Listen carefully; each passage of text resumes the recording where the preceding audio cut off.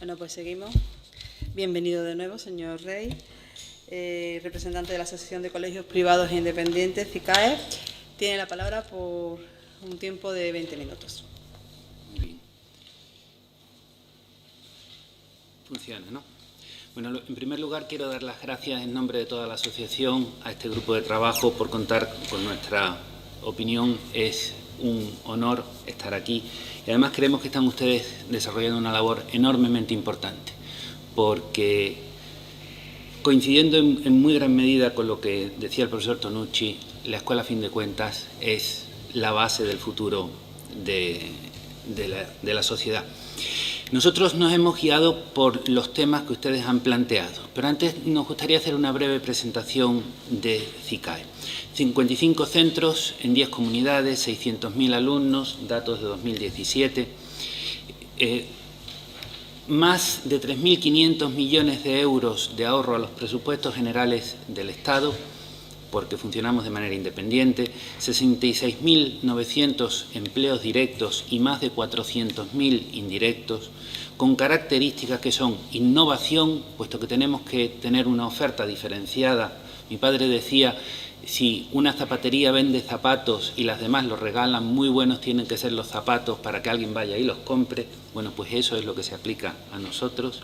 Calidad es condición de supervivencia, autonomía incluso incluye centros extranjeros, algunos nos hemos tenido que hacer centro extranjero, y colaboración con todos para conseguir un sistema mejor. Retos.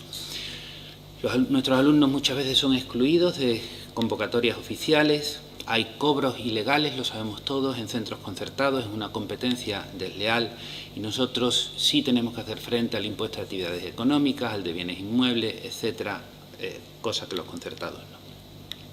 Los aspectos planteados por la Comisión son todos de gran relevancia y, por consiguiente, vamos a ir intentando hacer algunas aportaciones uno a uno, lo cual me va a obligar a hablar a un ritmo un tanto alto. Si pensamos en un naranjo, en unas naranjas que queremos algún día recoger, si pensamos en nuestros niños, sobrinos, nietos, nos damos cuenta de que las cosas en educación, al igual que en agricultura, hay que pensarlas a muy largo plazo. Si hablamos del currículum, permítanme empezar con una anécdota. Un examen de Estado del año 1950, el catedrático le pregunta al alumno en qué parte de España está el mundo. El alumno dice, perdón, quiere decir en qué parte del mundo está España, ¿no? Suspendido fuera. Ese fue el resultado del examen. El mundo es un río que está en Albacete.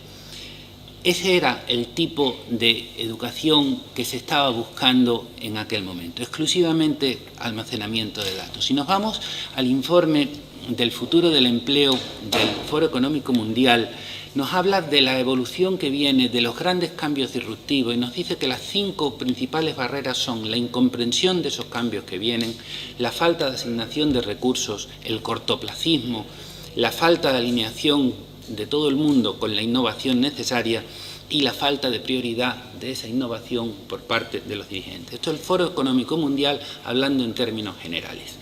Y si vemos cuáles son las estrategias de personal que recomienda que se siga, la primera, y fíjense ustedes la diferencia entre la primera y la siguiente, es el desarrollo profesional. Lo que estaba hablando el profesor Tonucci hace un momento.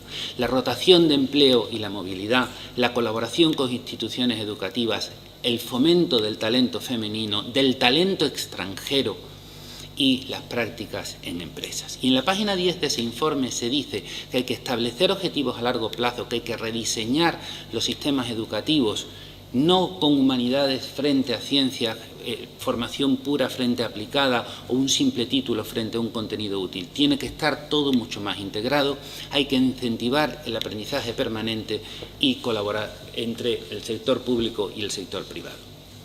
Si vemos la evolución prevista de los dispositivos digitales, y verán ustedes a continuación por qué lo digo, esta es una gráfica elaborada por Ray Kurzweil en 2009, prevé que para el año 2023 un ordenador de este tipo tenga la capacidad de cálculo del cerebro humano y para el año 2050 que tenga la capacidad de cálculo de toda la humanidad.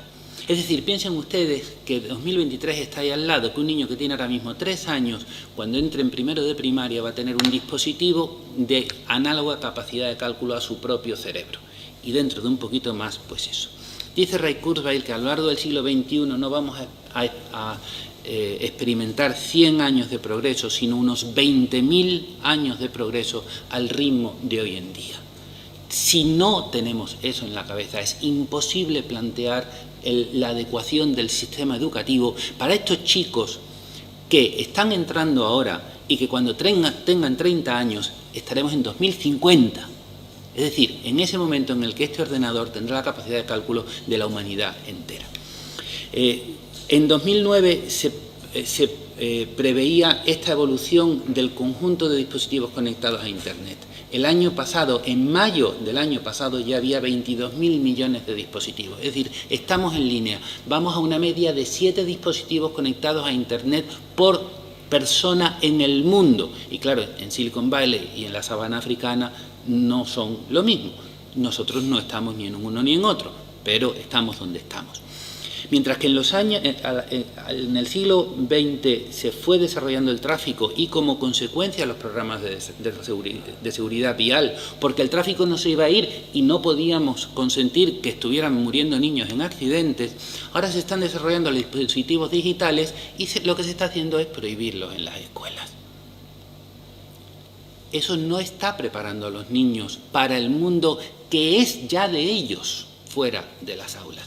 Pero es que además, si recuerdan ustedes, hace pocos días Elon Musk presentó el primer dispositivo conectado ya físicamente al cerebro. Si olvidamos que eso está pasando ya, es absolutamente imposible que planifiquemos el sistema educativo. Pero además, esta es la gráfica de evolución de la expectativa de vida. Se ha duplicado en el siglo XX. Eso significa que, lo que se aprende en el colegio es una fracción cada vez menor de lo que uno aprende a lo largo de la vida. Y como además el cambio está acelerado, cada vez es menos significativo. Luego tenemos que ir a incentivar el aprendizaje permanente. En una conferencia del otro día de la principal asociación de ejecutivos del mundo, Young Presidents Organization, y por cierto en Andalucía solamente hay una persona que pertenece a ella, este señor, que es el creador de una serie de empresas, 2 de las cuales ha vendido cada una por más de $1.000 millones, luego algo sabe de eso. Fíjense ustedes lo que llevaba en la camiseta. Una startup es un camino de fracasos. Si nos centramos en la respuesta correcta a una pregunta de un problema cerrado, no estamos preparando a los alumnos para enfrentarse a la diversidad del mundo, como decía el profesor Tonucci.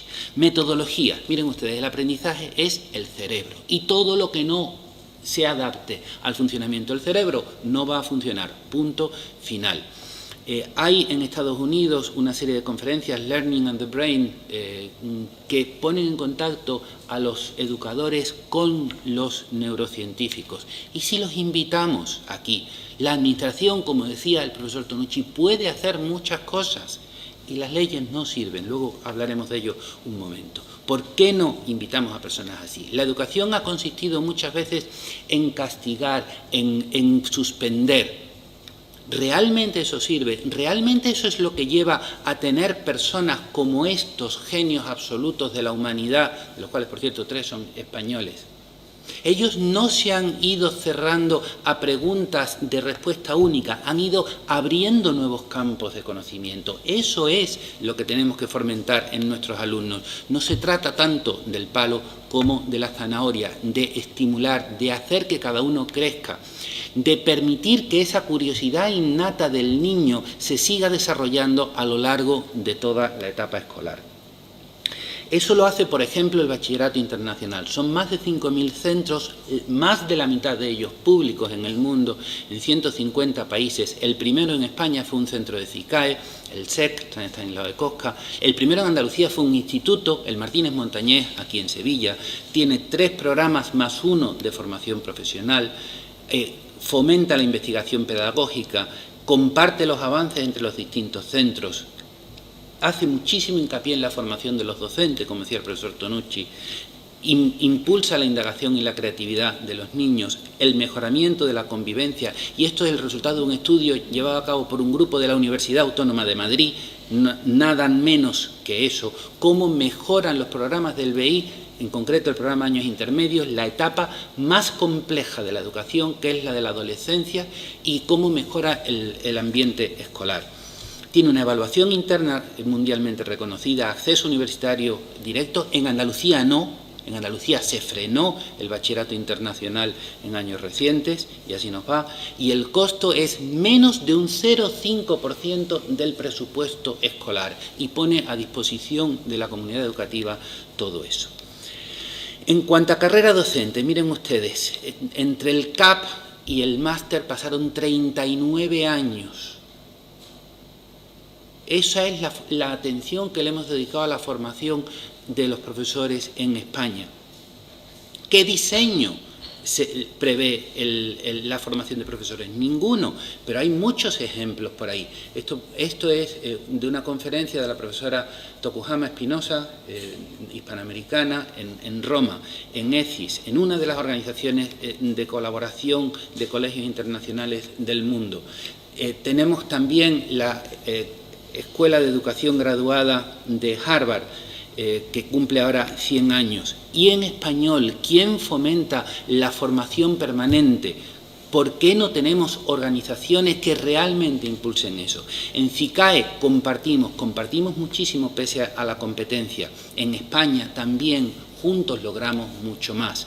Organizamos visitas entre colegios, organizamos montones de actividades entre alumnos con los profesores en la línea de lo que decía el profesor Tonucci. Pero es que además, desde noviembre de 2015 tenemos en España, y además está en Sevilla, y además fundada por el Martínez Montañés, el Instituto Rosa Chacel de Colmenar Viejo y nuestro colegio, una asociación de centros públicos y privados del bachillerato internacional, que organizan actividades para los centros asociados y para los interesados.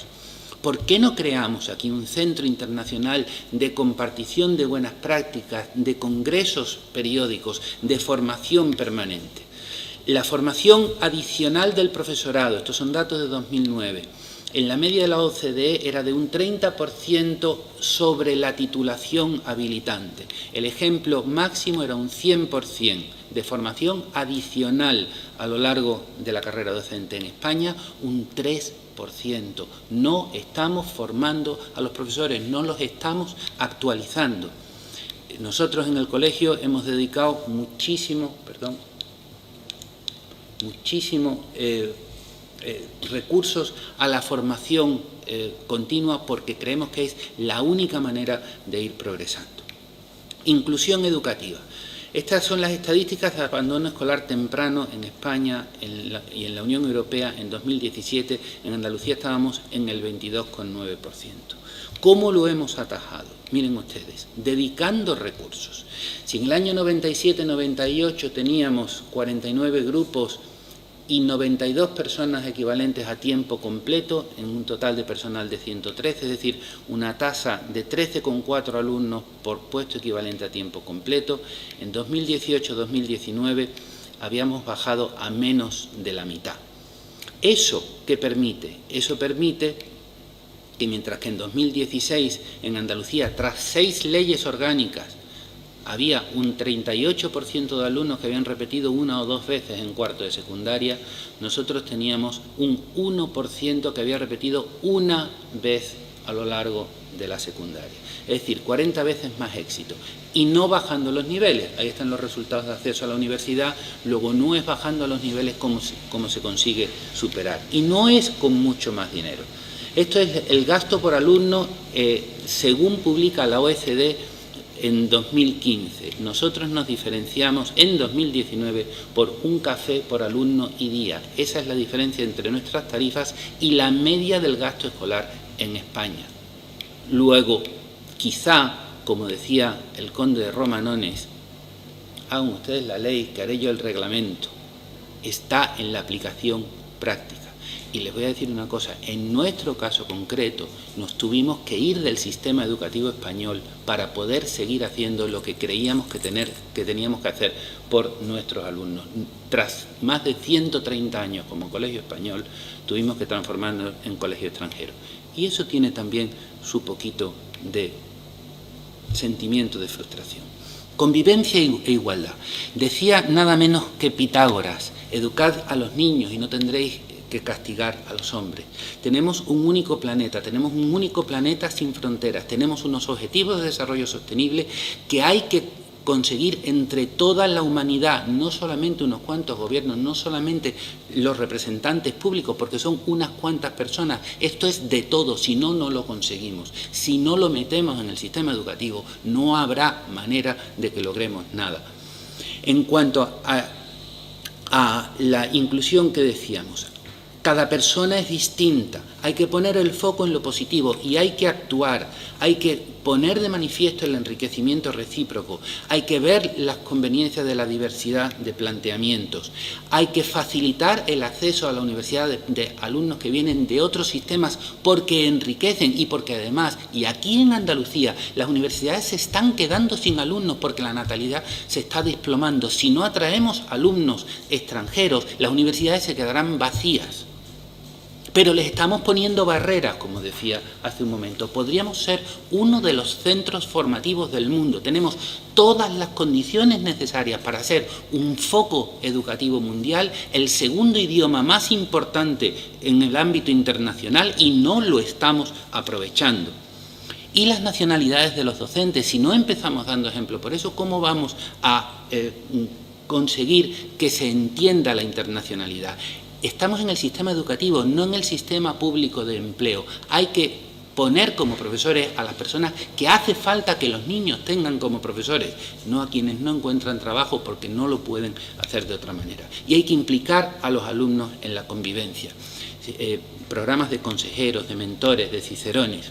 Hay que promover la igualdad de oportunidades. Cuando hay una hambruna, cuando hay una falta de recursos, la generación que lo sufre es la madre. Si es un poco intensa, cambia el ADN del feto durante la gestación, y si es muy intensa, cambia el ADN de las células germinales del feto. Es decir, si no atacamos la igualdad de oportunidades, si no atacamos las diferencias y la exclusión social, estamos haciendo que permanezca a lo largo de generaciones la diferencia entre personas. Y eso da lugar a cambios metabólicos que luego lleva como consecuencia a problemas cardíacos, de diabetes, etcétera, etcétera. Y hay numerosos ejemplos estudiados científicamente de cómo y cuándo eso ha pasado. Infraestructura. Esto ha cambiado el transporte en 100 años, esto ha cambiado la banca en 100 años, esto ha cambiado la escuela en 100 años.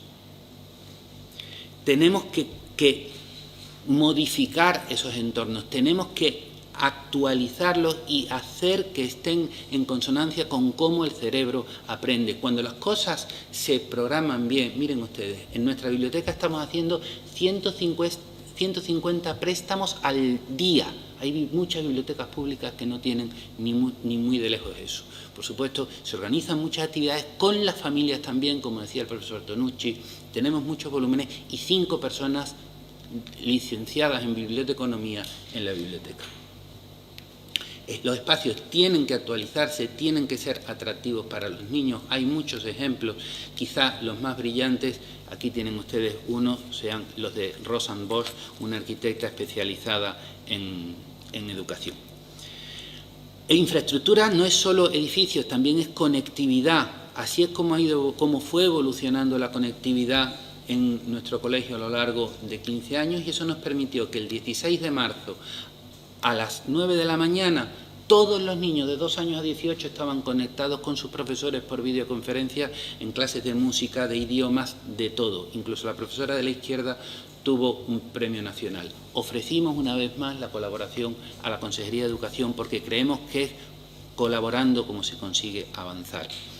Etapas, y soy consciente que me queda un minuto, deben ser flexibles. El profesorado no puede no cambiar entre etapas, no pueden prevalecer intereses de grupos concretos en contra de los intereses de los alumnos. Hay que fomentar la transdisciplinariedad, la interdisciplinariedad, y nuevamente ahí el bachillerato internacional es modelo. Autonomía, miren ustedes, me contaban directores de institutos que acudiendo a una reunión para acceso universitario convocada en el rectorado de la Universidad de Sevilla, recibieron en el taxi llamadas a sus móviles desde la Delegación de Educación diciéndole que les prohibían asistir a esa reunión. Así no se puede. Así no se puede. Les obligaron a volverse. Los estudios internacionales dicen que los dos factores fundamentales para la calidad educativa es la formación del profesorado y la autonomía de los centros. Aquí tienen ustedes algunos ejemplos de cómo no se hace en España, pero los paso rápidamente porque ya voy fuera de plazo. Lo mismo de evaluación, cómo no se usa nunca en España los resultados de la evaluación del profesorado para tomar medidas de ningún tipo. Y eso no va a ayudar a los alumnos. Muy rápidamente, cuando en 2000 nos sugirieron que a lo mejor nos teníamos que ir del sistema educativo, hicimos una comparación entre lo que se pide en Estados Unidos y lo que se pedía en España en el año 2000. ¿Cómo se medían las bibliotecas en España? Por metros cuadrados de loseta. Punto. En Estados Unidos, por volúmenes por alumno. ¡Ah, caramba! La calidad educativa, aquí, por el formato de los documentos, allí, por aplicación de la investigación. La aceptabilidad de los resultados cuando teníamos un 30% de abandono escolar, por la fecha de firma de las actas, allí, por un análisis y un plan de mejora. Y la formación de los profesores, ya hemos hablado de ella. Tienen ustedes un ejemplo de un informe en el anexo 4. ¿Cómo debe ser el alumnado al salir? Esas son las tasas de paro que tenemos aquí. Las conocen ustedes muy bien. ¿Qué supone? Supone el doble de pérdida del PIB correspondiente a las exportaciones aeronáuticas de Andalucía del año 2017 que superaron a la producción agrícola. En Canadá hay todo un sistema de innovación. Aquí no tenemos nada que se le parezca. Los grandes gurús están diciendo lo que hay que hacer. Basta conseguir. Cajal decía esto. Cajal es el único premio Nobel de Ciencias conseguido en España. Don Severo Ochoa lo consiguió en Estados Unidos. ¿Cuándo vamos a tener el siguiente? ¿Cuándo va a ser eso un objetivo del sistema educativo?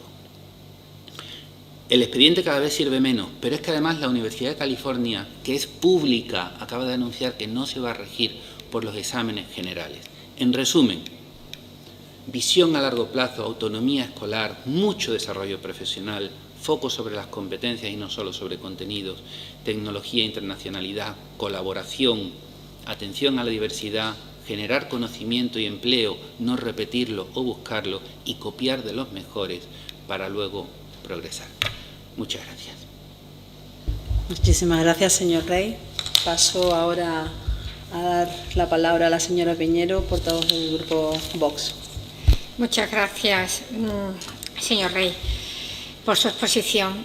Es evidente que lo que ha puesto de manifiesto aquí es la rigidez del sistema educativo que tenemos y que cuando alguien intenta cambiar o mejorar o dar otra perspectiva de la educación, en su caso se han tenido que salir del sistema, o como nos decía el profesor Francesco Tonucci, es apartado por sus propios compañeros en caso de un profesor.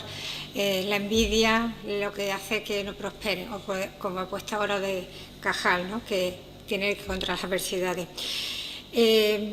Por eso ha hablado también de algo que hasta ahora no se ha comentado, y es el español. O sea, nosotros aquí en España tenemos el segundo idioma más hablado, porque el chino tiene tanta gente, si no seríamos el primero. Y sin embargo, tenemos como carencias con nuestro idioma.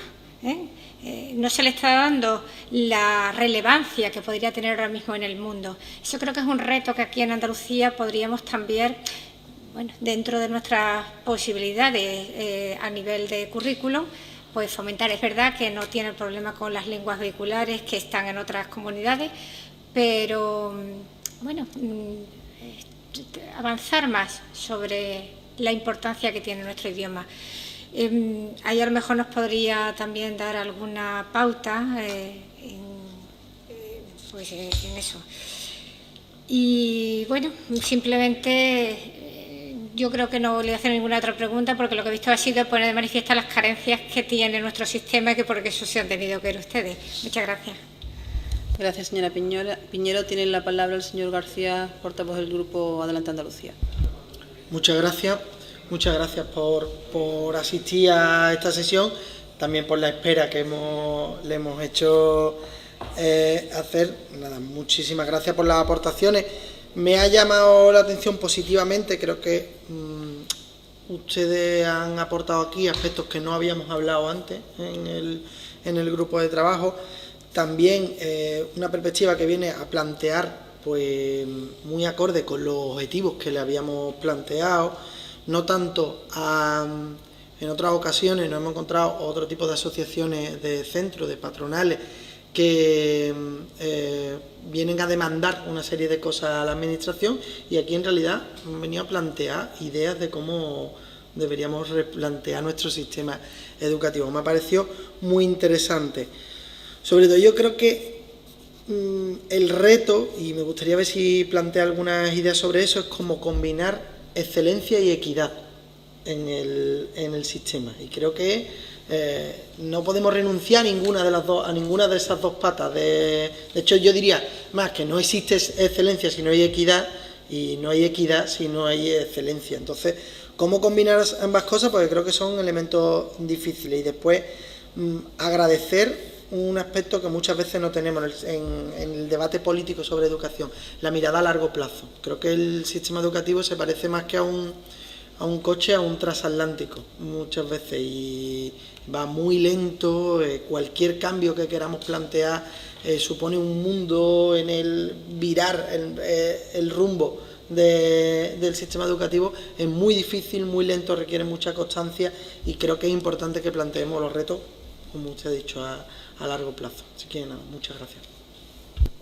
Muchas gracias, señor García. Tiene la palabra la portavoz del Grupo Ciudadanos, señora Sánchez. Hola, buenos días, buenas tardes ya. Bienvenido a esta comisión. Agradecerle el tiempo que ha dedicado, y además ha tenido que esperar ahí pacientemente para intervenir. Yo, muy poquito, solamente le voy a decir que me quedo con que evidentemente, si ya suponíamos que el sistema de educación aquí en Andalucía, el sistema público de educación, estaba desfasado, no era moderno, no se adaptaba a las necesidades reales de nuestra sociedad, que al final es las necesidades también de nuestra infancia, de nuestra juventud y de la sociedad en general. Yo creo que aquí hemos tenido ejemplos concretos. Y también me quedo con lo que ha avanzado el señor García. Efectivamente, aquí estamos viendo colectivos que cada uno desde su ámbito, viendo sus dificultades, ponen en evidencia una necesidad. Ustedes han puesto en evidencia no la necesidad del colectivo que ustedes representan, sino una necesidad de la sociedad andaluza. Me quedo con la necesidad de formar al profesorado, de colaborar entre ellos, de innovar y de, sobre todo, buscar que el centro de atención sea el alumnado. Y solo así podremos mejorar a ellos como personas y a la sociedad en general, y no a grupos de interés. De hecho, me ha sorprendido, que a lo mejor se lo he demostrado, que usted me ha mirado un poco con la cara que le he puesto, porque siempre me he planteado la diferencia, que qué sucede cuando hay una diferencia entre las necesidades del sistema educativo y la necesidad de un sistema de empleo público. Es decir, son cosas diferentes, que evidentemente tenemos que tratar y atender a las dos por igual, pero que evidentemente son cosas diferentes, y me da la impresión que hace mucho tiempo aquí están confundidas. Y lo hemos visto, por ejemplo, fíjese, no tiene en concreto, pero lo estamos viendo como solución que se ha planteado ahora desde el Ministerio a esta comunidad, como tanta habilitación tan estricta para un determinado cometido en un centro, en una situación como esta no nos ha valido. Y hemos tenido que deshabilitar todas las habilitaciones para que pueda rodar un poco adecuado a las circunstancias, los colegios de infantil y primaria aquí en esta comunidad. Y quizás si eso se plantease no para una crisis, sino en general, podríamos optimizar el servicio al alumnado, que es el último interesado en recibirlo. Muchísimas gracias por su intervención. Muchas gracias, señora Sánchez. Tiene la palabra el señor Ruiz, portavoz del Partido Popular. Muchas gracias, presidenta. Pues muchísimas gracias, señor Rey, porque ha planteado una intervención interesantísima, con muchísimas aportaciones, con poco corporativismo, como decía el compañero de Adelante Andalucía. O sea, nos ha aportado cosas que tenemos que darle una vuelta. Desde el pensar a largo plazo, que lo tenemos claro, pero es que hay que incidir mucho en ello, a detalles como que hay que incentivar ese aprendizaje permanente, o que la curiosidad innata del niño hay que mantenerla durante toda la etapa escolar, fomentar esa formación permanente del profesorado y, en definitiva, copiar de los mejores. Copiar de los mejores. Está prácticamente todo inventado. Vamos a buscar aquello que está funcionando en los diferentes países de nuestro entorno o aquí dentro. Uno de los retos de este grupo de trabajo también era poner en valor esas experiencias que en Andalucía se están llevando a cabo y de las que todos podemos aprender. Hablaba usted de un centro internacional de experiencias docentes, ¿no?, de prácticas docentes o educativas. Bueno, vamos a empezar también por ponerlas aquí encima de la mesa y porque entre todos conozcamos y pongamos en valor, ¿no?, lo que ya se está haciendo aquí. Me ha resultado interesante esa diapositiva sobre cómo se mide la calidad de la educación en España y en Estados Unidos, cómo se mide la calidad de una biblioteca, por ejemplo, ¿no? Y es verdad, claro, ahí pues sacamos conclusiones. Yo creo que esto último tiene que ver con la pregunta que le voy a hacer, que viene al hilo de una afirmación que ha hecho al principio y que luego ha desarrollado. Es que ustedes se tuvieron que ir del sistema educativo español para poder seguir ofreciéndole a sus alumnos lo que creían que era mejor para su educación. Eso es terrible escucharlo. Entonces, primero, ¿por qué?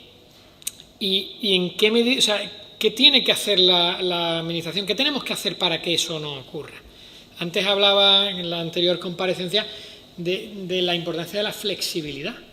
Nuestro sistema tiene que ser flexible, porque tienen que caber todos los proyectos que sean capaces de sacar lo mejor del alumnado. Y tenemos que favorecer que esos proyectos se puedan llevar a cabo. Entonces, ¿qué nos pide? Ya que no nos ha pedido nada... Sí, pero entiéndame la pregunta, ¿qué nos pediría para que eso no ocurra? No para que eso no le pase a usted, sino para que eso no le pase a nadie. Para que no haya un centro que por tener que llevar un proyecto educativo concreto, pues o no pueda realizarlo o tenga que salirse del sistema educativo español. Es que es un drama lo que usted acaba de contar. Entonces, ¿qué tiene que hacer la Administración para que quepan los proyectos educativos que de verdad puedan ayudar al desarrollo del alumnado sin trabas? Nada más, muchas gracias, señora presidenta. Gracias, señor Ruiz. Tiene la palabra el señor Rey. A ver, intento contestar por orden. La primera pregunta era sobre el español. Mire, un gran químico español de los años 30 decía que cualquier científico que no hable además del propio 2 idiomas es un analfabeto. Nosotros necesitamos aprender otros idiomas por enriquecimiento personal y por poder aprender de los demás, porque hay mucha gente que solamente habla el suyo, y en particular, ahora que no me oye nadie, los anglosajones. Pero también tenemos que ser conscientes del valor de nuestra lengua. Pero el valor de nuestra lengua solamente se pone de manifiesto cuando uno la utiliza como vehículo de comunicación, como vehículo de compartición de experiencias, como vehículo de aprendizaje compartido y de aprendizaje colaborativo. Y me estoy refiriendo a comunidades pequeñas y me estoy refiriendo al mundo entero. Para eso tiene que haber un impulso. En España tenemos el fantástico ejemplo de la Asociación de Academias de la Lengua Española y de las cumbres iberoamericanas que se pusieron en marcha hace, no sé, 30, 40 años por don Juan Carlos y por los primeros gobiernos democráticos. Esa es la vía, la colaboración, y el hacer cosas juntos hará que el idioma en el que esas cosas se hacen gane peso. Y el ofrecer contenidos de calidad hará que el idioma en el que esos contenidos se ofrecen gane peso. Y eso se puede hacer desde organismos como este. De hecho, diría que casi solo se puede hacer desde instituciones como esta. Hay que tener objetivos de amplio recorrido, pensar en grande y a continuación trabajar en ello. Y así lo conseguiremos. Y como decíamos antes, copiando de los mejores. Perdón, su pregunta específicamente era... ¿Cómo combinar la excelencia y la equidad? Efectivamente. Si nosotros intentamos juzgar a Picasso por sus composiciones musicales o a Beethoven por sus cuadros, seguramente serán de mediocres para abajo. Hay que lograr, y lo decía el profesor Tonucci antes, que cada persona desarrolle al máximo sus capacidades y no van a ser las mismas en todos. Entro aquí un poco a contestar la pregunta acerca del sistema educativo. El sistema educativo español es enormemente rígido, no en las leyes. Si ven ustedes cómo son las leyes educativas españolas, y se lo pasaré luego, cuando uno las mira, desde Villar Palasí en adelante, son todas prácticamente idénticas. Prácticamente idénticas. ¿Para qué hemos necesitado tantas? Si dicen lo mismo. Ahora, cuando llegamos a la aplicación práctica, en función de quién sea la persona que esté enfrente, amigo. Julián Marías cuenta en sus memorias que un alto cargo de Falange en los años 40 le decía que España era un país de leyes tiránicas suavizadas por la inobservancia. Si queremos que aquí solamente haya zapatos de lunares morados, todo lo que no sea un zapato de lunar morado va a ir mal. Si admitimos que se puede ir con chanclas, con botas, con zapatos abiertos o cerrados, y en algunas ocasiones hasta descalzo, y se puede andar muy bien por la playa, entonces podremos llegar a que cada persona dé de sí lo máximo posible. Para eso hace falta una evaluación muy individualizada, para eso hace falta ver a cada uno de los niños y de las niñas, para eso hace falta estimular en vez de castigar, para eso hace falta fomentar la curiosidad, incentivar la indagación y que los niños puedan crecer. La zanahoria, más zanahoria, menos palo.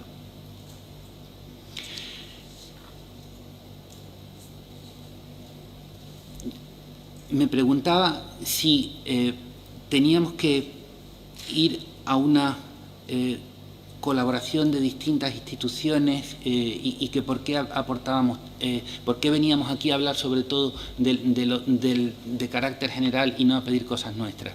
Porque, miren ustedes, en España el sistema educativo público es el 75% más o menos. Si eso va mal, España va mal, punto. Porque cuando el 75% de un sector está en un determinado sistema, marca la media. Todos necesitamos que la educación pública española sea muy buena, porque eso va a impulsar al país. Porque eso va a permitir que se genere empleo, no solo que se busque, que se genere, que haya innovación, que las personas sean más felices, como decía el profesor Tonucci. Y ahí vamos a estar nosotros siempre para colaborar, si se quiere. Estamos ahí para eso.